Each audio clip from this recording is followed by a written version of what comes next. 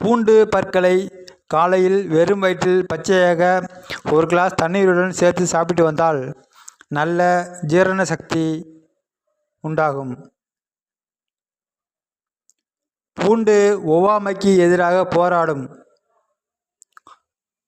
சிறுநீர்ப்பாதை தொற்று நோய் தடுக்கிறது. வெள்ளை பூண்டு இயற்கையாகவே ஒரு கொலஸ்ட்ரால் மாத்திரையாகும். பூண்டினை சமைத்து உண்ணும்போது பூண்டின் முழு சத்தும் நமக்கு கிடைக்காது. ஏனென்றால் சமைக்கும்போது உண்டாகும் வெப்பத்தால் பூண்டில் அலிசின் என்னும் வேதிப்பொருள் உள்ளது. இந்த வெப்பத்தால் அலிசின் மூலக்கூறு உருவாகாது. இரண்டாம் உலகப் போரின் போது பென்சிலின் மருந்துகளின் பற்றாக்குறை ஏற்பட்ட போது அந்த வேளையில் இராணுவ வீரர்களுக்கு ஏற்பட்ட காயத்திற்கு மருந்தாக வெள்ளை பூண்டினை நசுக்கி பயன்படுத்தி இருக்கிறார்கள்.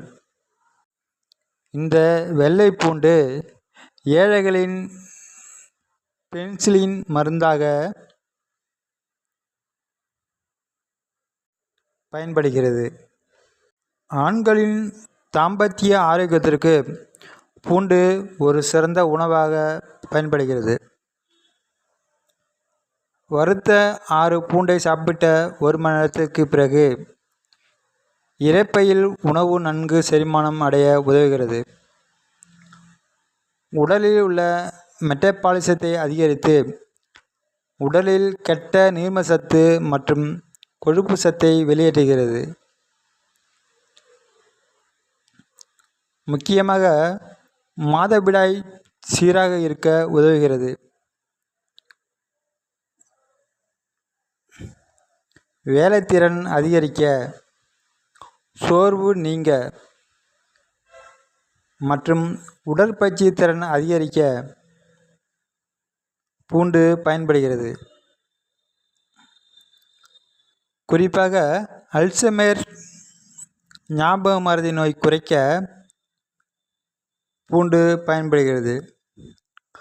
மேலும் பூண்டை சாப்பிடுவதால் ஆயுட்காலம் அதிகரிக்கும்.